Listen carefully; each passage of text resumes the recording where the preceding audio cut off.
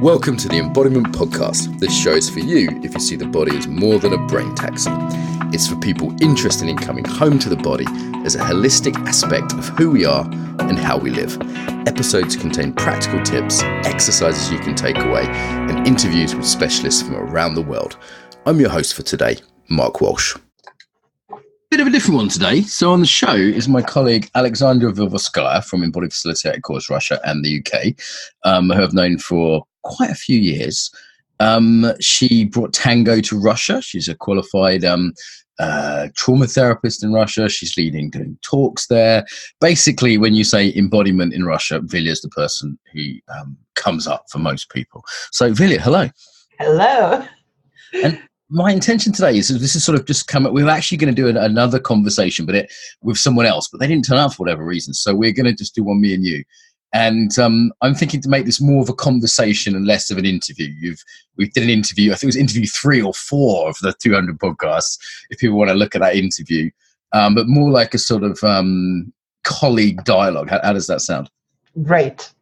Great. I should say for listeners as well that Vilya and I get on very well and we're very close. So you may hear us occasionally sort of call each other darling and dear and things like that. It's we have a sort of platonic romance, don't we? My love. Yeah, that's true. Okay, so just to place you a little bit, can you say a little bit about yourself and where you're coming from with embodiment before we dive into the topic, so people that maybe haven't heard that early episode have got a bit of a sense of you? Okay, my embodiment way started 10 or 12 years ago. I was dancing tango. And I was fond of tango and was looking for a way how to do it better. And at some moment, I met flight rhythms practice, and I found that, okay, I want to do it. I want to walk like these people, dancing, feeling. I like this. So I found body therapy course, body therapy training, then dance movement training, then trauma work training. So I had different certifications in this field. And then I met you on YouTube and decided that that's something that I want to do. And I did EFC course in 2013. Very first one in the UK. Yeah. And after it, I was sure, and it was my purpose, to do the same in Russia and for Russians. Great. And then you started inviting me over, and then first I taught, then we co-taught. And now I've sort of left you to it, basically. I kind of pop in once a year now to kind of check on things and say hi. But basically, you and the team in Russia, it's a whole community of people doing it with Tonya and all the others out there. That's Andre, and it's, just running healthily on its own. So I felt like, you know what, the standards here are good. I can kind of step back. And I actually started flying you to England to co-teach because I was like, well, who's the best person to co-teach with? And, I was working with Rachel. We wanted a third trainer. And you were the obvious pick, actually. So that sort of continues there. And you've built a bit of a name for yourself doing embodiment in Russia now, haven't you? You've done various talks and you're kind of quite well known there. I hope, yes.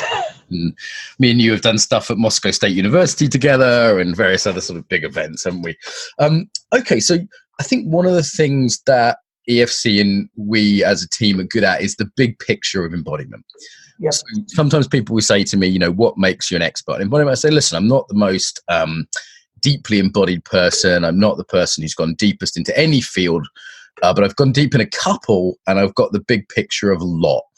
And as a community, we've gone deeply into different ones. So for you, it's maybe more tango and therapy, trauma. With me, more, Aikido and yoga. With Rachel, maybe more theatre and body work. And actually, between the three of us, we kind of, that actually takes into account the major influences on embodiment in the field. What we call the 6 big ones. Sometimes we could add 7 as Western awareness practices, or somatics as a 7th one on the field of embodiment. So we have this sort of range, and I think if we're good at anything, it's how they fit together. Mm-hmm.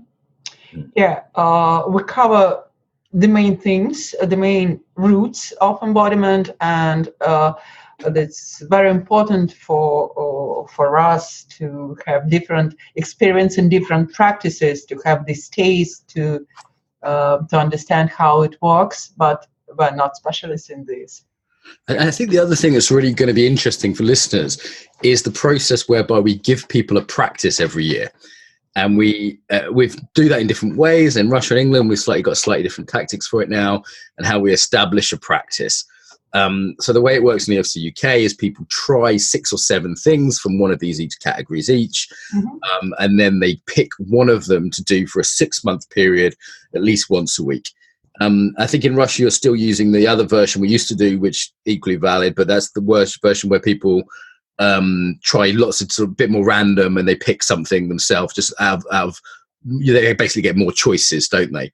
Though occasionally in England we'll still give someone a practice that's outside of the ones that they normally try. Yeah, we suggest we discuss what qualities they want to develop. Yeah. And for the month or around 6 weeks, they try different practices that can develop these qualities, and then choose one for 6 months. And then this way around, for us, it's very common sense now at EFC, but it isn't maybe for elsewhere, that we start with the desirable quality to build, and then the practice is second to that. Yes. So maybe let's give an example. Can you think of a student from EFC Russia this year or EFC England this year that we've gone, okay, I mean, we shouldn't name names, but you can use a step-in name, or a past year is fine. Like, this is the quality, and then they found a practice to fit that. Can you think of an example or two? For example, one student came to my mind.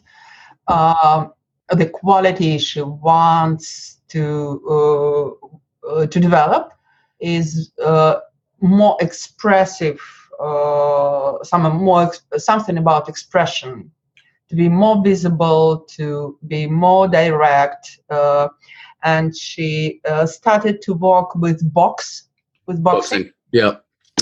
Yeah, and it was not often thing that we after first attempts we decided to change the practice because of cultural environment.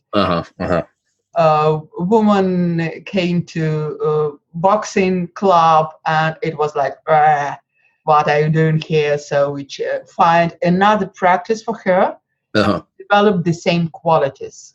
Great. So you make a really good point. So we start with the quality, and then the students will then go to places, and sometimes it's like really practical, like, this is near my work, this is going to be near my home, it's going to be easy. Or there's other factors like the teacher, like, oh, this teacher is not like they aren't kind, and I'm trying to develop that quality. Or they don't like the club, or there's a cultural factor there, or a gender factor. Or, interesting, it might be the style. So people might say, I want to do Aikido. Often people pick Aikido because I've done Aikido, or Strozzi's done Aikido, or Wendy Palmer's done Aikido. And it's like, the style could be totally different, and it could really be building a very different thing. And then the next thing we have to watch out for, so that's the sort of the who, the teacher and the club, the where, the environment that it's in, right? And then the how they do it is as important, we've discovered. So this is really like devilish almost, as teachers will send someone to yin yoga. And to be clear, people have a lot of choice. They're not, they're never forced to do anything. And they go, yeah, okay, yin yoga's great. I want to work on being more open. That's one I've given to students many times. Or we'll send them to improv to develop their humor and fun, or kickboxing to develop their fierceness, and then they'll do the practice in the opposite manner of the quality. So they'll be like, well, I'm going to be the best at yin yoga. I'm going to stay for the maximum amount of time in the poses. Or, they'll go to kickboxing and spend all their time sort of caring for everyone and helping people put their boxing gloves on or whatever, And it's just like, wow, okay. So we also have to really be careful with the how, right? Yeah, it's the main thing, in fact. How, because you can develop different necessary quality in different ways. Right. And much easier and much more useful to match the quality and the place and how. Yeah, because the how is the shortest definition of embodiment, the manner with which, that the manner of which is a definition of embodiment in some ways, when we apply that to ontology, to being. And, I sometimes give the example of swimming. I'll say, what element is swimming. So sometimes we use a 4 elements model to make this simple. Do you want to build fire or water or air or earth? It can be more granular than that, but that gives people a map. And they'll say, well, water, obviously it's in the water. And we'll say, well, let's think about it. If it's lane swimming, that's very earthy. You go same time every morning. If it's like trying to beat your record and beat your personal best, that's fire. If you're just splishing around in the pool with your kids and maybe on the flume and with an inflatable dolphin, that's air. So it's like, so it really depends how you do it, right? If you're feeling the water and, really going with the flow and sensing into the quality of it, yeah, it's water. But and I use that as a very literal example, but that can apply to any art, right? Like it can be done in different ways. So you could almost say, well, why does it matter what you do? You can do anything, but different arts suggest different qualities. You can learn sensitivity through Thai boxing, but maybe you'd learn fierceness a lot easier. Yeah, my coach in swimming, she's a young lady and she's good coach. And I feel that my swimming classes are very airy. Okay. They're kind of fun. You have a swimming coach. Right, I didn't know you had a swimming coach. Vilya's full of mystery. A classic Russian woman. She's full of mystery. She's always doing things I don't know. Okay, so there's the how, there's the who, there's the where. And we work with students, and over time they build a quality. Mm-hmm. And they will look different at the end of the course. People will start saying, wow, my husband says I look different, or other people will start recognizing it. Normally there's a lag actually between the change and when it's recognized, which can be frustrating for people. Or recently I just had my birthday party, right? And Karen was there. Now, she's a Dutch yoga teacher, is very sort of earth and water, slow and steady and considerate. But she wanted to develop more fierceness. So at EFC she took up kickboxing, and she's continued that practice for a couple of years now. And she has that in her now. And another friend that hadn't seen her for a couple of years said, oh, wow, you've really changed, And she'd also developed her air side. She was like way more fun than he thought she would be through the practices she's been working with. And it was very obvious to him, having not seen her in a year or two. Or sometimes it shows up in funny ways, doesn't it? Like, remember once a student who was working on an earth practice, I think they were doing a Japanese martial art or something, very earthy, said that she found herself chopping carrots in a very exact way, and it really freaked her out. It was like coming out, because we're holographic, right? It comes out in small ways. Have you seen any examples of students changing radically, or these kind of comical ways things come out? I can see it much more after the course. When I see, for example, the person who developed fire and directive communication and directive qualities, how he's now in his marketing and on his social media. Right. So if it's embodied, it should show up, right? It should show up in different domains and not just be limited to the yoga studio. And this is obviously our specialism, is how to get, we won't bore listeners to this now because I've done other episodes on how to get yoga off the mat, how to get anything off the mat. Mm-hmm. Often we're using the embodied yoga poses as a sort of more targeted way as well, aren't we? Because we find that practice is a bit broad, whereas an embodied yoga pose is very specific and very concentrated. So I think that's been a nice addition to the methodology, is we'll give someone 3 embodied yoga principles poses for 3 minutes a day. They can do every day. And that sort of very concentrated hit also seems to be a nice addition, I think.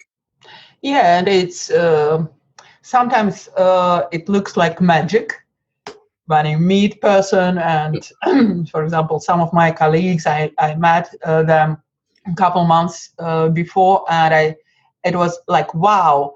And I really said, I don't know what's your practice. Keep going. Yeah, that's nice when you meet someone and you're like, because those of us who have been in this community for a while, we will adapt our practices. Mm-hmm. You did running for a while, you did something else, and I'm doing Feldenkrais as a practice to develop kind of sensitivity and slowness at times. And it's like, I'm fairly new to that practice, but it's like, it'd be interesting if 2 years from now I'm much slower on the podcast. How it impacts us, and we course adjust. And sometimes we see colleagues and we're like, or members of the community, and we're like, wow, whatever you're doing, keep doing it, kind of thing, right? Yeah. And I like it when students come in just looking different after a few modules as well. Sometimes they come in and They've got a different quality to them. Like sometimes it also causes them problems, doesn't it? I mean, I've seen plenty of relationships disrupted by this, for example. Yes, because what's important what I found it's important when we start some practice and continue some practice. We renew and we retrain our body-mind system, and it influences on different areas of our life, and also about connections, also about job, also about also on different realization in our life.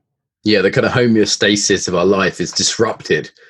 You know, like relationships could be like, okay, I'm going to outsource this part of me and you do it. And then all of a sudden someone starts doing fire or water for themselves. They regain that fierceness or that empathy. And then their partner's like, hang on, this is my job. You know, their boss is like, well, who is this person? I used to rely on them to do something and now they're doing something else, you know? People always fear they'll lose their old capacities.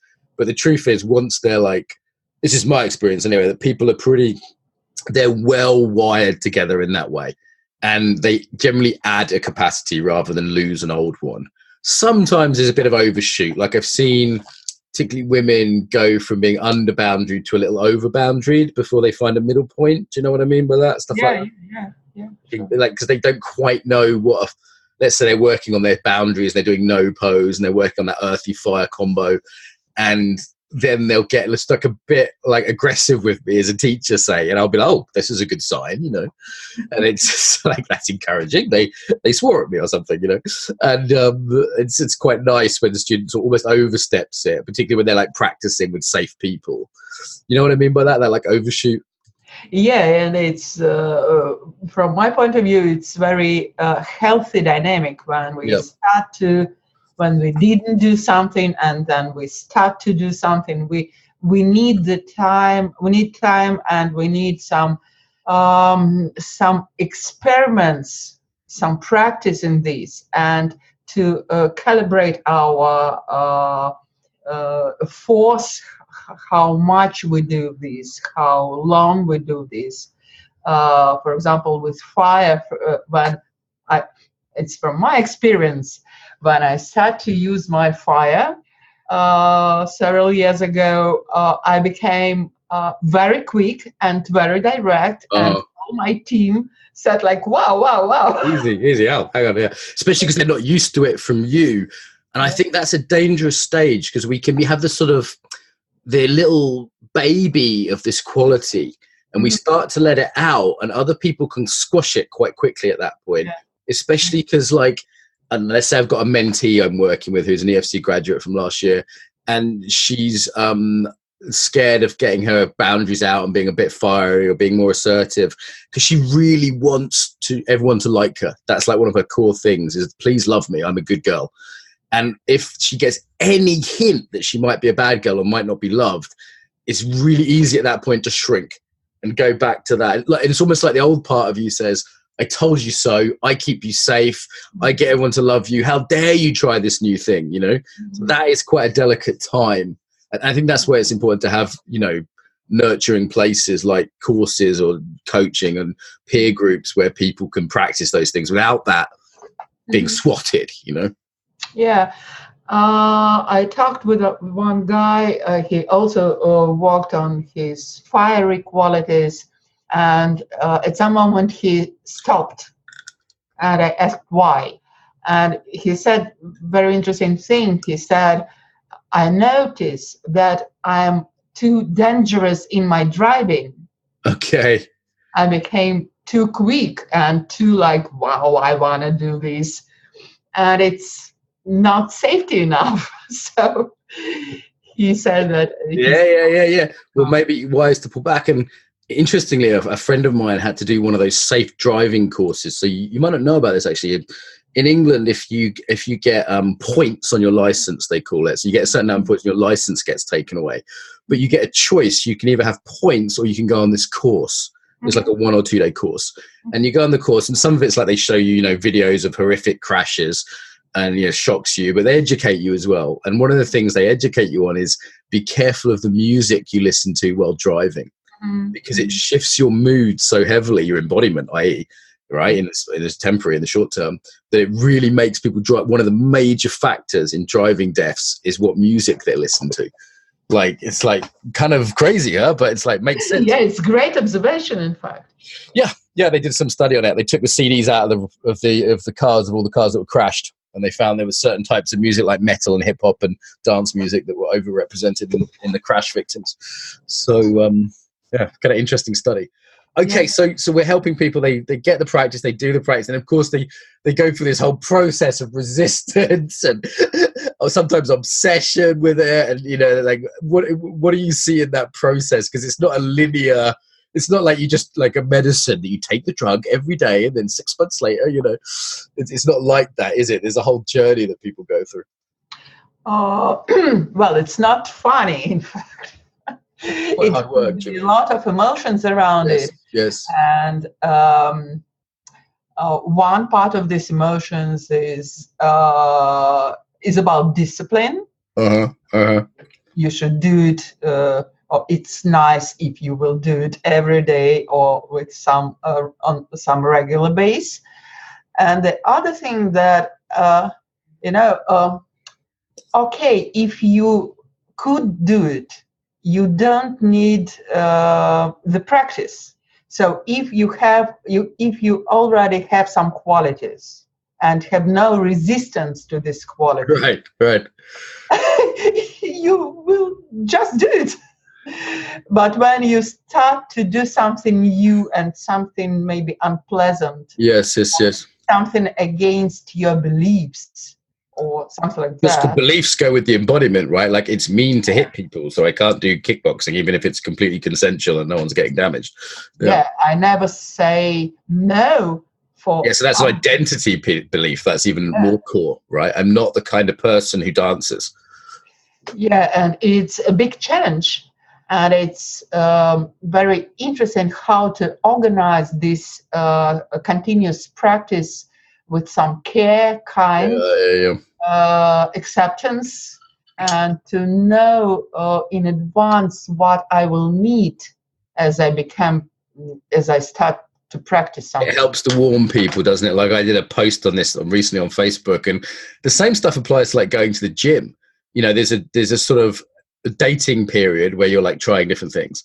Mm-hmm. You commit to something, and there's a honeymoon period where you might get about a month. Like, everyone joins the gym in January, but by February most of them are quit. Gyms only can operate financially on this model, actually.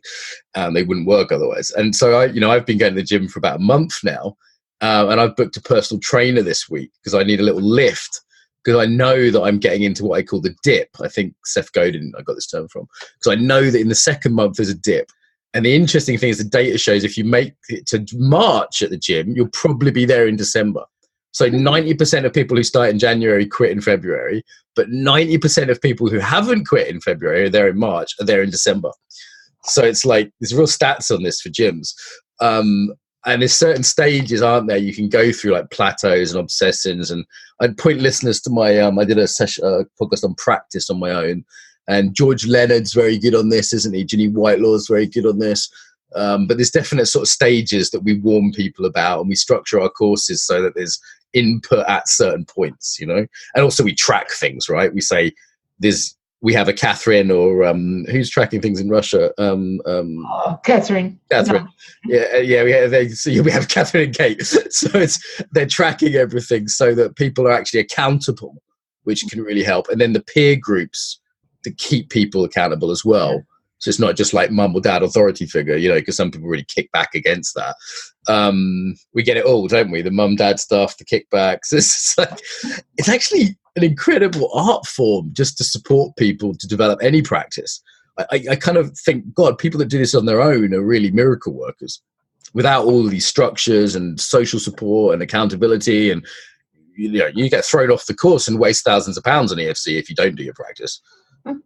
That's a motivator for some people. Yes, sometimes. It's very important to have some people to talk about this practice. Yeah. To have support, to cry in the night, oh, I can't do something, I hate it. Oh, poor girl, oh, poor boy. Yeah, I understand the same shit. So it's it's very important to have a place and time and people to talk about it. Yeah. And place and time to reflect about this practice, because something happens. The reflection, I think, is a big part of what makes it transformative, actually. And I used to do that unconsciously as I walked home from Aikido with my friend. And I think it's so missing. There's very little reflection in a 5 rhythms class or an Aikido class or whatever. You know, it's just often the missing piece that I think helps it really sink in and helps it transfer off the mat. Obviously, there's that piece as well we're pretty big on. We'll take it into verbal domains when people are coaching in their coaching practice, for example. You know, because EFC has 2 sides, just for listeners. There's the sort of personal growth side, which is about 1/3 in England, but then it continues throughout. And then the rest of the 2/3 is the professional skills, but we take it into that domain too. So it's like, right, you've done your fieriness through kendo. Now let's see if you can coach that way. Now let's see if you can lead a group that way. So bringing it into their professional skills that way too. And, you know, even if they're doing work in the kitchen, it's like, okay, like they're doing a bit of, you know, they're hour volunteering chopping vegetables. It's like, okay, can you bring it into that domain? You know, the different, or the talent show when people show some, so it's not called the talent show anymore, it's called the untalent show, isn't it? It was the no talent show, now it's the untalent show, where people present something of themselves in a way that's maybe challenging, in a public kind of way, you know, performative way. So I like that we hit it from these different angles. And I guess the other side is it could all sound very hard work and discipline, you know, remembering what you love, seeing the big picture, getting up, doing the reps every day or every week. But then there's also this aspect where some people just fall in love with the practice, don't they? Like, even if it's like, they haven't got the same resistance. They just start it and they do it for years afterwards. Like, I've seen that too in students. Yeah, and it's also very natural for me because, you know, this feeling inside, like I need something. I don't know what especially I need. Like a longing sometimes. I try it. It's like, oh, it's great. Yeah, at least I have it. I can do it. I can feel it. Yeah. Yeah. I had that. I went to Sistema recently. There's, you know, the Russian martial art. My Russian friend Sasha teaches here. And I was just like, oh, that's what I wanted. A sensitive, creative martial art where I still get to hit blokes. Like, I was like, and now it's no problem. It's Tuesday night now, you know? From in my diary, you know, it was because I was longing for something in it, and obviously the fact that it's near my house and my friend teaches it, and I like this Russian connection, as you know, and you know, there's all those other factors that were in this case conspired in my favor, but it was also just the right practice for what I needed at that point. And that's an interesting example actually, because it's some of what I have and some of what I need. Mm-hmm. So it has the creativity and the fiery fierceness that I have, but it also has a real sensitivity that I might need to develop.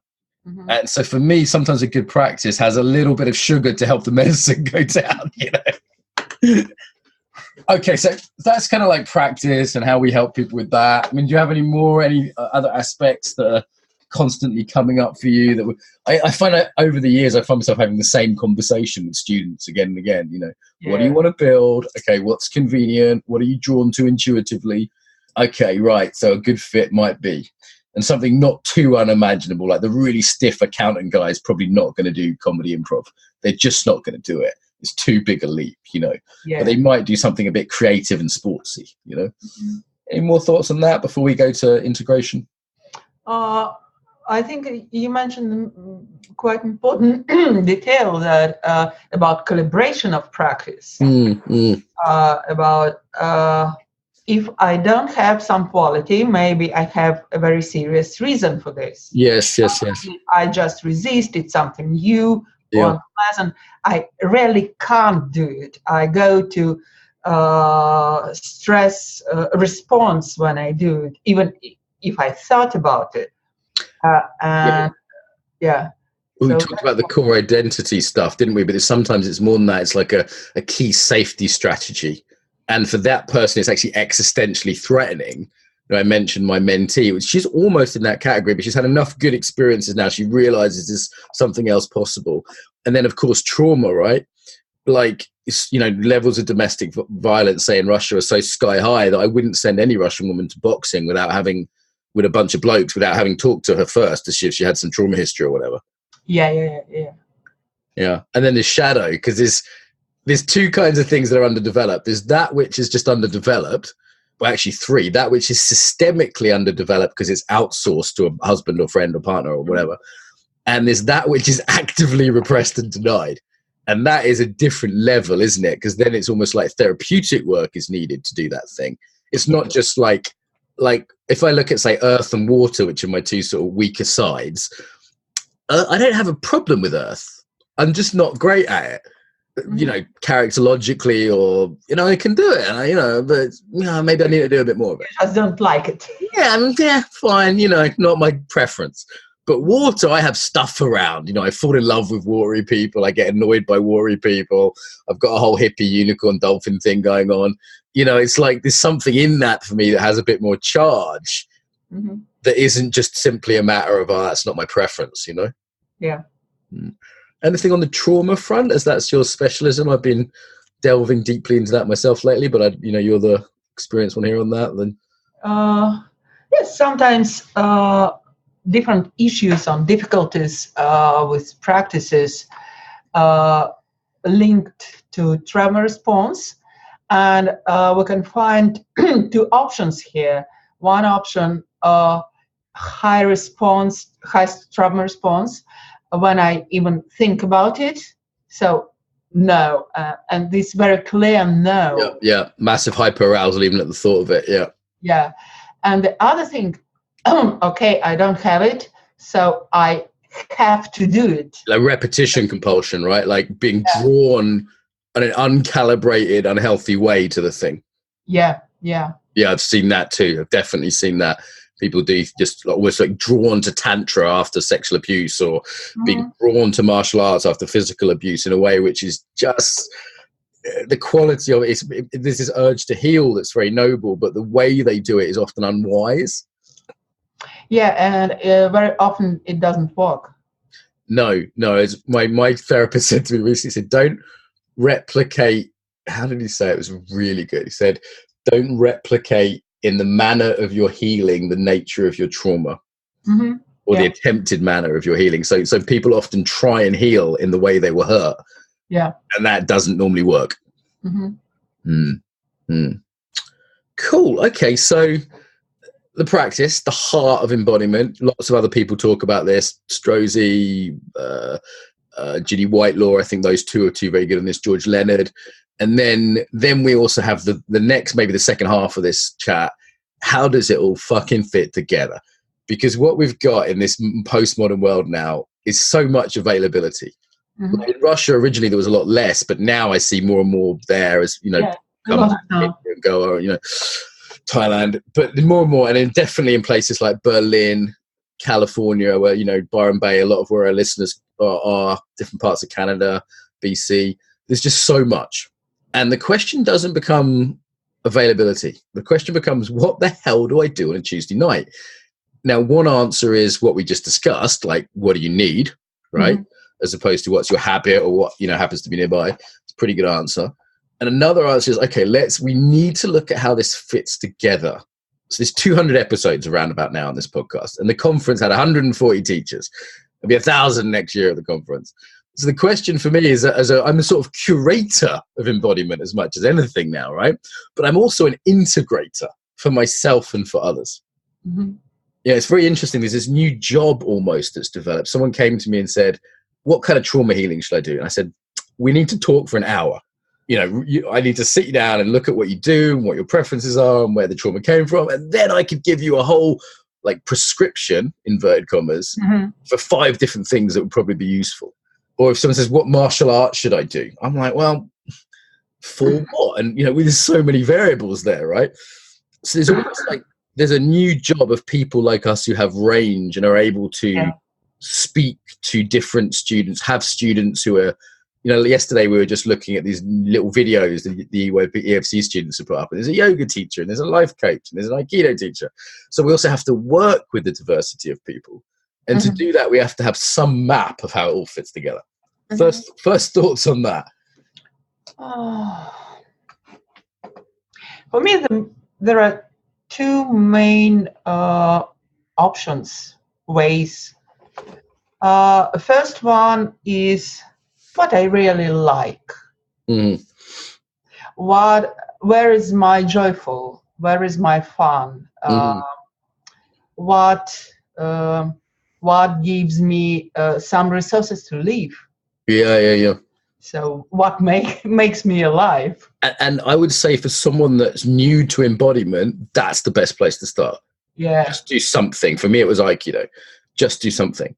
And I'd also say for someone under-resourced in life, like someone whose life's difficult, a bit shit right now, hard right now, going through a divorce or a loss, bereavement, also a good way to orientate, right? Yeah. Just do what brings you alive. Mm-hmm.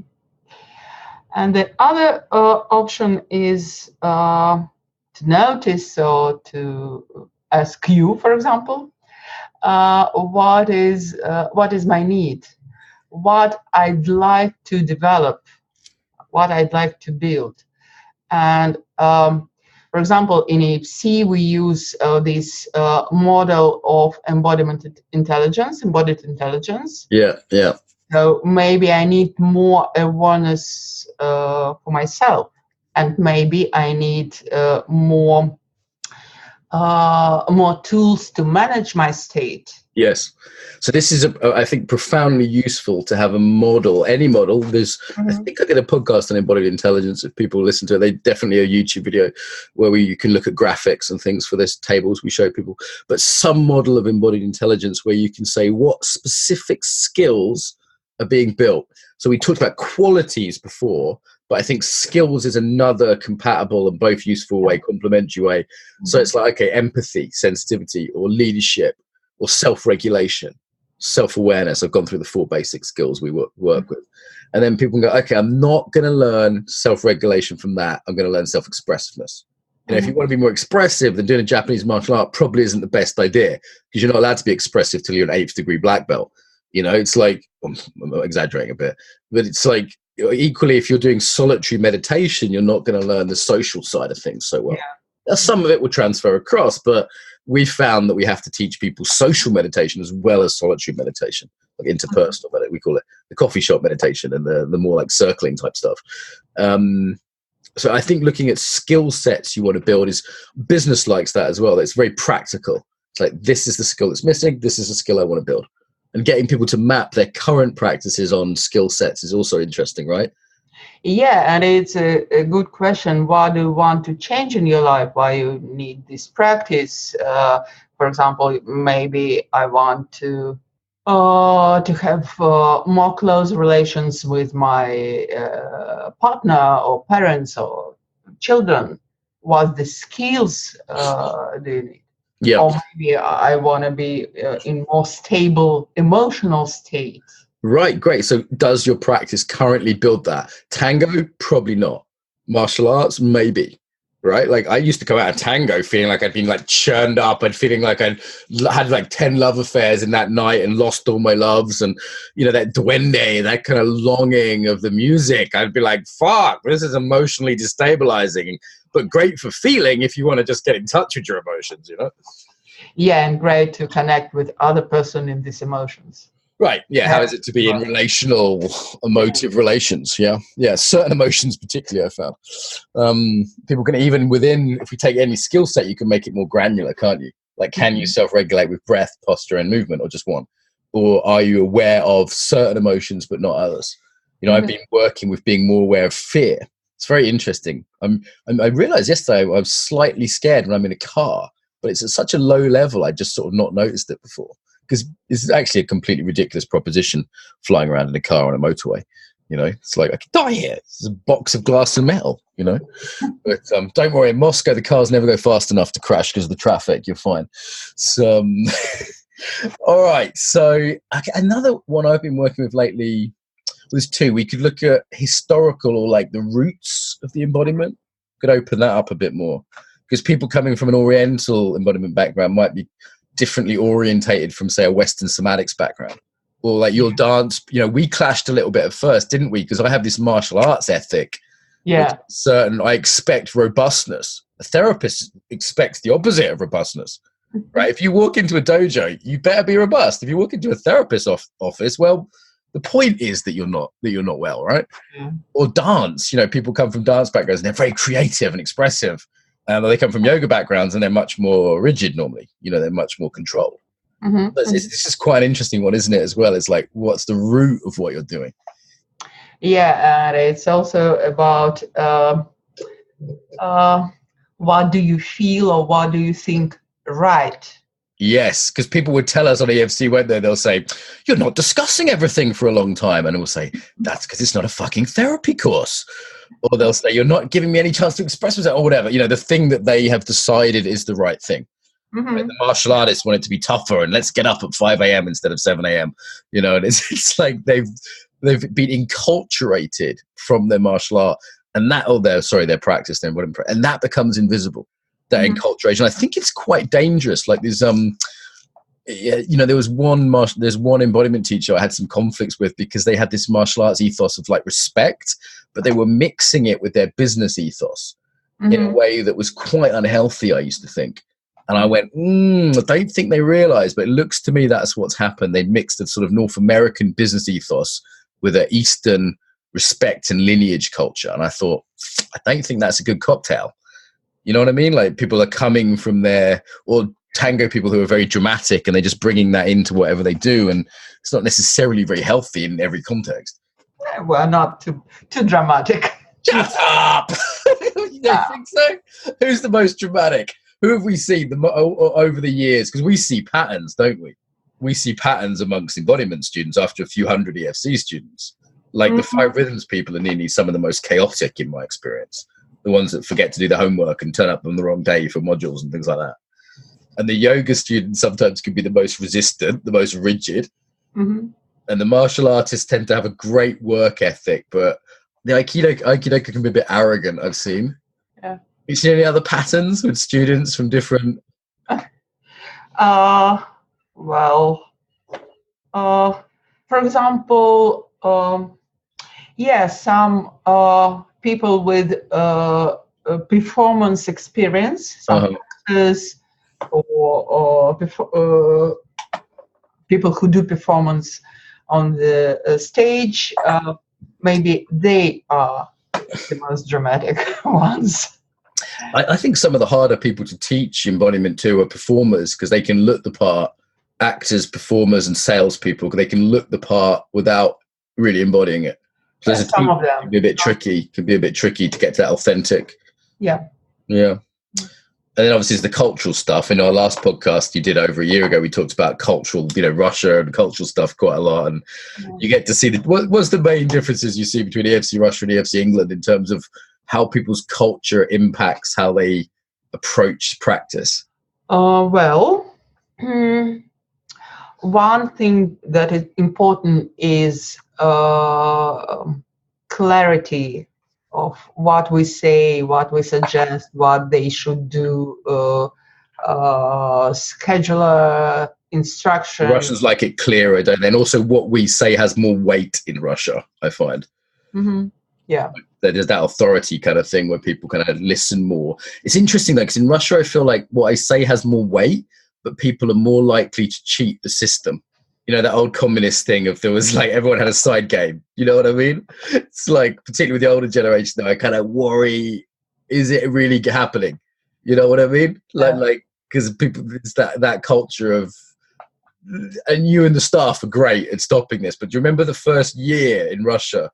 I kind of had to say, come on, there's standards, we're not going to play with this, yeah. And then there's also just the fact that Russians will go at things so hard, they just won't quit. And that's really noble and admirable, but also quite dangerous. Yeah, sometimes we like depth. Depth. Yeah. Yeah. And some sort of seriousness. Mm-hmm. Mm-hmm. So, we dive into very quick and try to find something very special in the very bottom of this. Yeah. And any observations from teaching in the UK? I mean, obviously we have people there from Sweden and Holland and France and Germany, most of Western Europe. To say the truth, for me, teaching in UK is some sort of relief and balancing myself, because a lot of different embodiments in a lot of different patterns, cultural patterns. I like who. More diverse, isn't it, in terms of who's there? Like we have this year people from Saudi Arabia and Japan and North America there as well, don't we? So it's pretty diverse.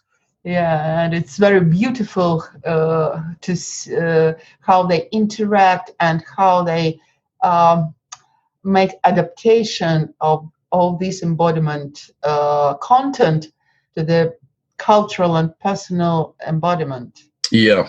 That's very curious.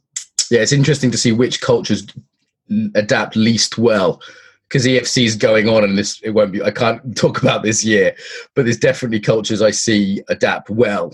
The Scandinavians, the Dutch, for example, the Germans, and then cultures that I've seen less adapt to it.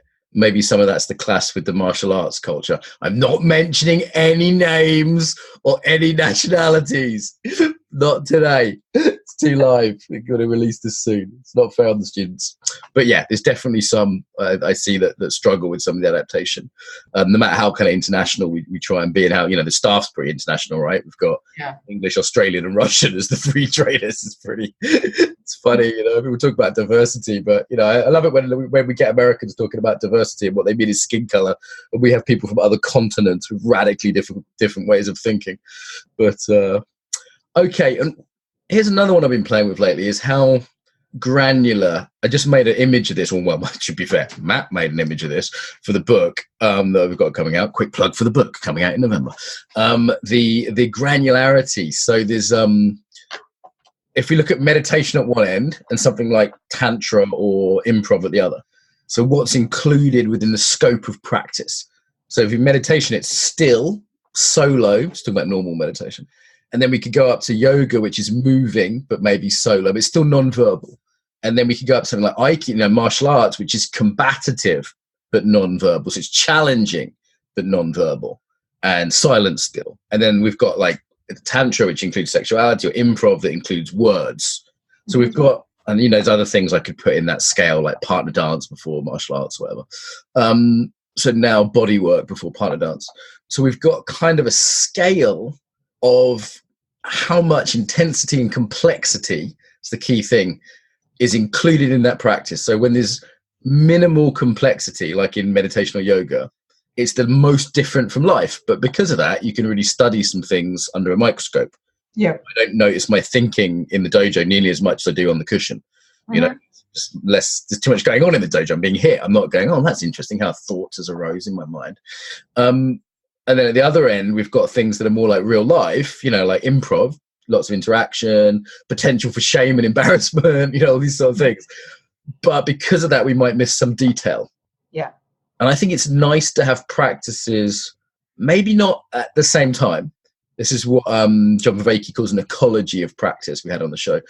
But over one's life, to develop an ecology of competence at different points on that scale. Does that make sense? This is something I'm fairly new to thinking about. Yeah, I like it. And okay, if we look at this scale from the point of my personal embodiment, not mine, but personal embodiment, what skills it involved. So, for example, if I sit and meditate and I put my attention, or my focus of my attention, what happens inside me, and manage it somehow, it's one level of skills, in fact. And if I want to dance or perform something big on stage with other people, with a group of people, people, I involved movement, language, social interaction, space. So a lot of more complexity, more challenge. Yeah. So do you see the idea of having an ecology which goes apart at different parts? Like I knew one dojo and they just did Aikido, yoga, meditation. So that was a very simple version of this. This is Patrick Cassidys' dojo. and in Switzerland. And it was like, well, meditation, you study about the mind, you study very quietly, the breath. Yoga, you learn about movement. Aikido, you learn about relationship. And everyone at the dojo did those 3 practices, which is doable, actually. 3 is the sort of maximum. But we could then say, but where's the humor? Where's the sexuality? Both of those things are not normally covered in an Aikido dojo, right? Where's the expressive creativity? Actually, in Patrick's dojo, they have that, but they don't in most dojos. They do sort of creative dance type stuff. So I think it's something about over a lifetime. And I've noticed if I'm naturally curious, maybe this is just my personality, I will naturally be drawn every few years to where the gap is. Mm-hmm. You know what I mean? Like if I keep tuning in to what's interesting, what's fresh for me, unfortunately what that takes is like a humility, because you have to go back to being shit again, right? This is why most people, I think, will never develop a broad range of practice. It's not because it's impossible, because you can learn to dance tango reasonably well in a year, right? Do you remember I danced with you recently? Yeah. I hadn't danced with you I hadn't danced tango in 5 years. But I did a year where I did a few nights a week tango. So I got the basics of tango. You could develop the basics of karate in a year. You could learn all the punches and kicks in a year. You can learn enough body work to give a pretty good massage in a year. You could definitely learn enough yoga in a year to be competent at the basics of yoga. You wouldn't be a master, but the basics. Mm-hmm. So it's not that you don't have enough time. You essentially in 6 years you could do, or 10 years, you could do all the main basics of the sort of enough on the ecology. But I think it's the humility it takes to go back into that. Yeah, from time be a beginner again. Do you know what I mean? Like that's the tricky thing with this. But for me, I get drawn to those gaps, For me, it's almost every year it's a question, okay, what practice will be next for me? What I need now, what I need to develop. Yes. According to my whole life, according to my business, according to my life, yeah. And then I start to choose what's possible around me. Right. The practicalities, the times that you have, the energy you have, the money you have. Like I've had a load of therapy recently. It's because I'm richer than I used to be. And I knew I used to need to do that 10 years ago. I didn't have the money then. There's practicalities too, right? And I have a very different standard for professional embodiment people and muggles, the normal people. Because it's like, I'm being a bit snobby, but I'd say for people like us, we should have a degree of competence across the board. And we should be dedicating I'd say 10 hours a week as a minimum to practice. Like tonight, I'm doing a craniotherapy session, then I'm going dancing for an hour. And, I did some meditation and TRE this morning for half an hour. So it's like, I want to be hitting about 2 hours a day practice if I'm going to have a day off for me as a professional in this field. And I would say any professional in our field who doesn't do that is just not going to get to the levels of competence in enough things to be anything other than utterly provincial and utterly biased. Because you see the people that are like got the massive association with embodied leadership or yoga or 5 rhythms, and they're sort of like fundamentalists in that thing. My observation, at least mostly here in Russia, and Russia, it maybe it's cultural, that there are a lot of people that on every question they answer, my practice can solve all these problems. Yeah. And the arrogance of that, but also that's all they know, right? So also what else they're going to say? Like, and I don't even say that about embodiment, and this is a huge field, given what it covers. I still sometimes say, actually, you're probably better off in therapy. This is not even an embodied therapy necessarily, So it's like I think there's a humility in that, but there's also just knowing what else is out there, knowing that, I always hear yoga teachers say things like this can cure trauma. And I'm thinking, don't fucking do that for trauma. Go to a trauma therapist. Go do yoga. There's lots of things that can help trauma, but Kundalini yoga probably isn't your starting point, Now, I'm not saying it never helped. And it might have helped them. I think that's where it comes from, sometimes from goodwill, because they go, well, this helped me with my trauma, even if it just helped them 1% of what they needed. And it's like, but then they want to give that, that's me being generous. Maybe they want to give what's helped them to other people, and people get very attached to their style or their practice. And sometimes I get angry messages from listeners who feel like I've sort of kicked their kitten, because I've said something mean about 5 rhythms or Aikido or yoga.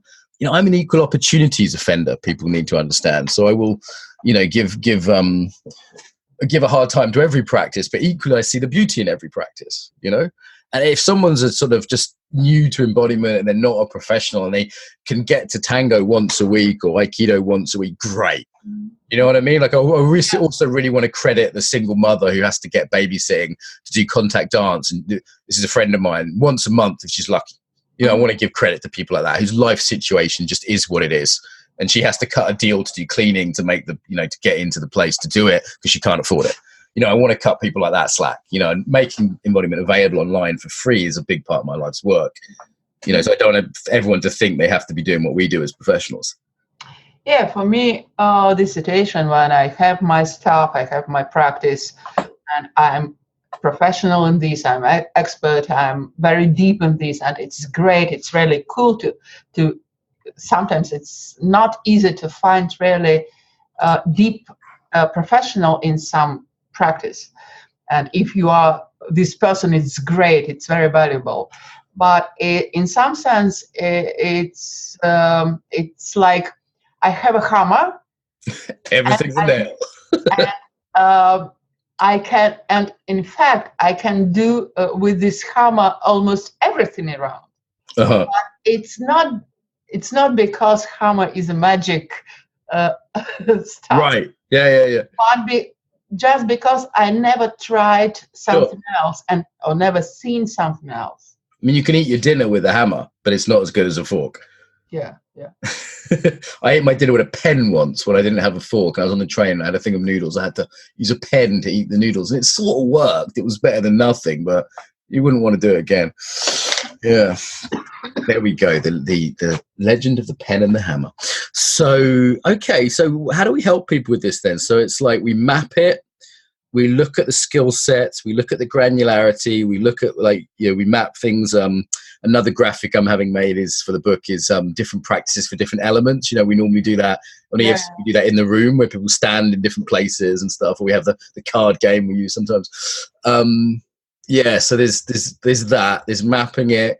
Community is a big one though, right? Just being in community and mentoring. I'm really enjoying mentoring people around this. And because they've done EFC, they get it. And the conversations are very quick. We're not talking for hours about it. They just check in with me about their practice, you know?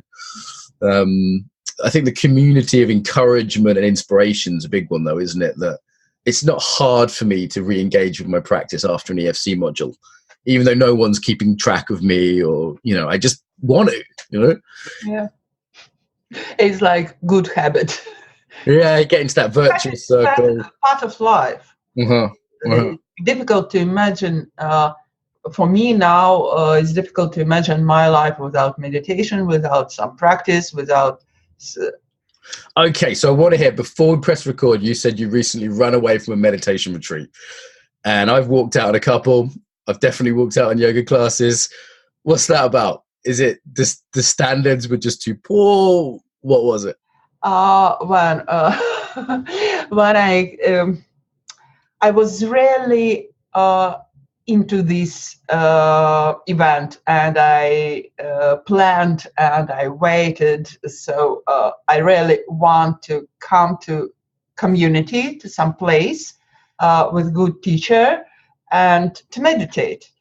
And what I found, and it's very clear for me from this frame of different practices, what I found that it's not easy for me to meditate in this place with these people, nice, but too much for me, people around, and with a teacher who sounds for me a little bit, as to say, you are a good person, but you are wrong in your life. Okay.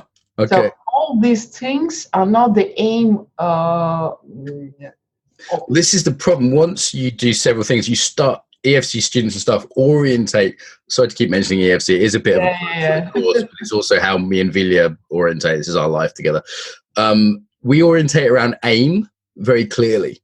This is an exam criteria for EFC, right? Like we're very clear in each session what we're trying to achieve in the and that's just not normal.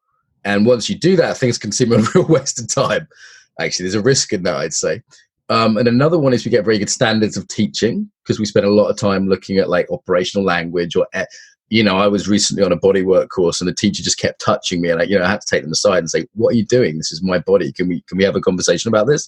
I want to at least check in with me about consent, or language. The students often joke that I ruin 90% of yoga classes for them. And it's a joke, but they're genuinely saying it because of the way language is not done so accurately in many classes. So there's that, isn't there? And then there's also this keen sense of like, what am I trying to build and does that really fit? And that can make us a little bit fussy and even potentially snobby, would you say, is a risk here? Me and you can get a bit snobby, would you say? I don't feel that it was snobby. I respect this event. I respect these people. I respect this teacher. It was very clear for me why I came out. I feel it in my nervous system. I feel myself very uncomfortable in my body in this place and with this vibe. And for me, it's not a tragedy. Drama. And for me, it's very logical. If the practice itself about my inner space and my attention is here, it's not easy to. So I don't care too much about people around, about all these details. And I think for us as well, this is that tuned intuition, but also that sense of agency, right? We're really encouraging students to develop that sense of agency of going, you know what, this just isn't for me. And there's no point, I'm not angry about it, I'm just going to leave. And I have done that. And I don't know about you, but I'm so busy that if I do leave a course, it's a huge gift to myself. And to spend a few days on a course is quite a sacrifice for me. So I don't want to make that sacrifice lightly. And I want to also remember that my students are making that sacrifice. I don't want to waste their time. I want things to be very much aligned with their values and their aims and their goals. And I think that's fair enough, that we have that for ourselves and encourage that in students. And some people call it respect. Respect, self-respect. No, or respect to others. Yeah, for sure. Respecting their time, I think, and their investment financially. And people, it's not cheap, BFC, is it? But it's but I think that piece around teaching agency is really key. I definitely see a pattern in my students where they feel empowered to walk out of things, to say no to teachers, to challenge teachers. And sometimes it's a pain in the ass for me because I get challenged myself a lot, right? But it's also like, I think we genuinely convey that. And that means that our students are less likely to be abused by teachers. They're less likely to not just to waste their time, but also to be like, can you imagine like what would happen if the average yoga guru tried it on with most of the young women that work with us at EFC? Like Christina or Masha or someone would tear their fucking hand off. Like they wouldn't end well for the abusive yoga guru. And I think that is part of what we're teaching, which I'm proud of. I think that's new in a way, because we're hitting. I think one thing that helps is because we hit things with multiple teachers and multiple perspectives. So 3 lead teachers plus a bunch of guest teachers. They realize there's no one right way to do things. Yeah. So when someone comes along and say you have to do it this way, this is the only way, they're like, because Vilya you do sessions totally different from me, and Rachel does sessions different again, and Curtis Watkins showed coaching differently the other day on the guest call, so they immediately are inoculated to that kind of guru culture because they've seen that there's lots of ways to be good. And they see that I respect you and Rachel, even though you've got different gender, nationality, age, style, background, all the rest of it. Yeah. That's important, I think. Yeah, I think it's very important for UFC and maybe for the whole field that we can do different things. We can do it in different styles, different practices. But there are some sort of standards. Yeah. And some sort of, and it's not standards that, okay, at some moment you just wrote it down. Yeah. But when we go deep in these standards, it's not the rules. are not only the rules. Yeah, they're not just rules, are they? Like, I give you, I mean, this is where we go from fundamentalism, like maybe the yoga thing you're on, but then postmodern pluralism is just, well, it's all grey, everything's equal, but it's just a mess. And you only get discernment back at the next level of development, which is where you say, you know what, yes, things are good, but for different things, under different conditions. So it depends is a fine answer, but then you need to say on what, which is what we've just spent the last hour and a quarter doing, right? Like on what is the, you know, all the things we've just been discussing. So you get discernment back at that point. And the other thing that I know that there's such a thing as excellence across disciplines. You know, when me and Francis Bryce sat down together and made the EFC exam criteria, was it 8 years ago? We were like, wow, this is a tough question. But then we realized it wasn't an impossible question, because we realized that we could walk into a tango class and go, she's good, she's not, within 2 minutes. Or we would walk, like my Aikido instructor who's been doing Aikido 40 years, can walk into a karate dojo and a Tai Chi dojo, never having done those two arts before, and spot the teacher. Or say, okay, this is what makes him a good Tai Chi teacher, even though I'm new to Tai Chi. Because he's done enough arts over the years that he's developed a sort of implicit sense of that he sees it. And he might not be able to name it like we can, but he'd have a felt sense of it. And we might have models for like the U curve of the class or whatever, but he would go, that just felt rushed at the end. You know, he'd have a felt sense of it through having done different things and triangulated on excellence. So I think this bringing back of excellence, the bringing back of how do you make decisions and discern in a complex world, and how do you integrate the diversity and the plurality while still allowing room for difference and culture and personality and just happen to love this thing or that thing.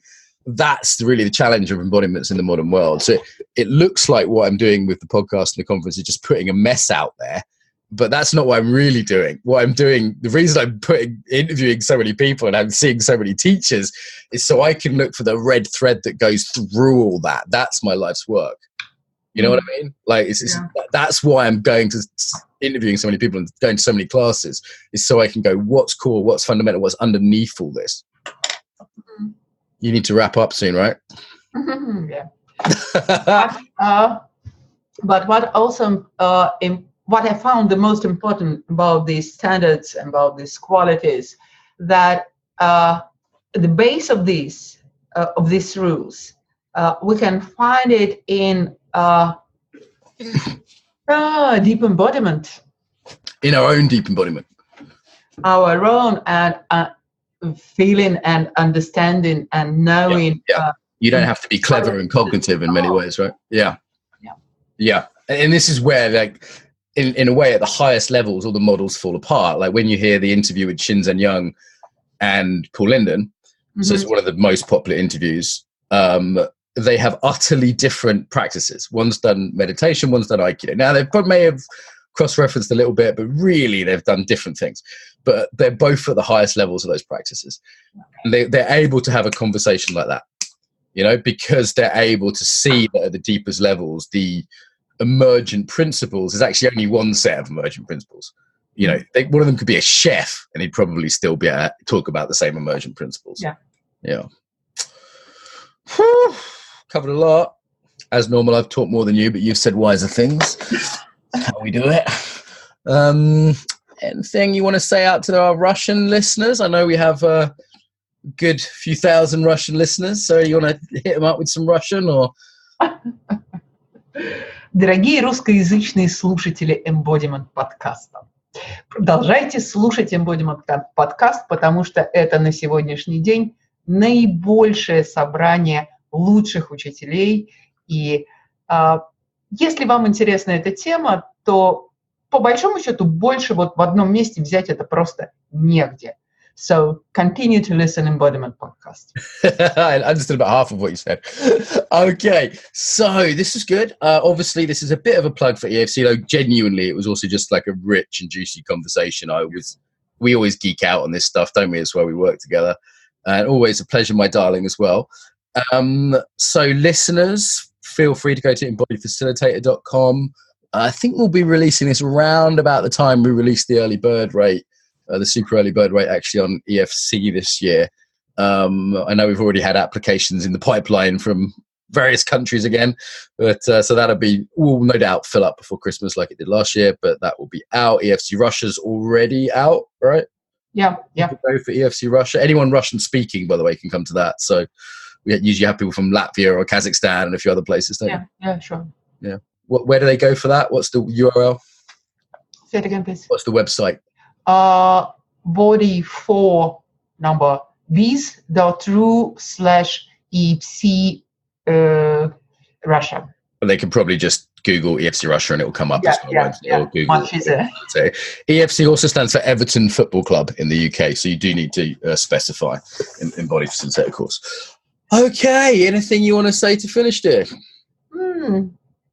Nice conversation. And it's a gift to have people to talk, with whom to talk about it. Nice. I really enjoyed having a conversation without the pressure of having just worked a 14-hour day and having 10 minutes to fix a problem. Yeah. You know what I mean? It's our normal context, isn't it, for doing a conversation? So it's really nice to have space just to talk about the shared love, the shared practice. Yeah. Great. Yeah. Good stuff. Thank you for your time there. Some ways to get more, to give back, and to get more involved now. So the biggest request I have would be to share the podcast with your friends, people that you think would really enjoy it. Email it to them, put it on your social media, tell them about it, old school. Really appreciate that. Equally, if you want to support us financially, you can go to Patreon. That's patreon.com/embodiment podcast and give us $1 an episode. And I'd say they're well worth $1. So that's less than £1 if you're in UK-ish. So yeah, please go there. On the embodiedfacilitator.com website is where this is hosted. If most people I think listen to for iTunes. iTunes, we'd certainly appreciate a review. The way iTunes works means that a review means more people will find it. iTunes regards it as more important for searches. So even a couple of sentences review really does help as a little thank you to us. And if you want to go to embodiedfacilitator.com, you can see the actual, links to the sites. There's comments on there.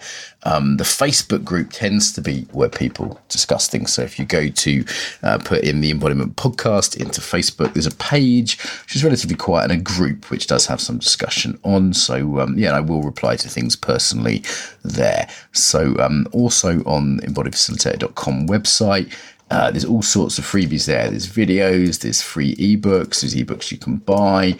And of course, there's our newsletter list. If you want to stay in touch and learn about things like the Embodied Facilitator course and our next Embodied Yoga Principles teacher training, then go to that website and you'll see a little pop-up and you can get the newsletter through there. Okay, so I think they're the main ones. Tell your friends, pay us some money on Patreon, give us a review on iTunes, send us your email if you want to be on the newsletter list, and get involved on the Facebook there. Bit long. Pick whatever you like that works for you. Until next time, welcome home to the body.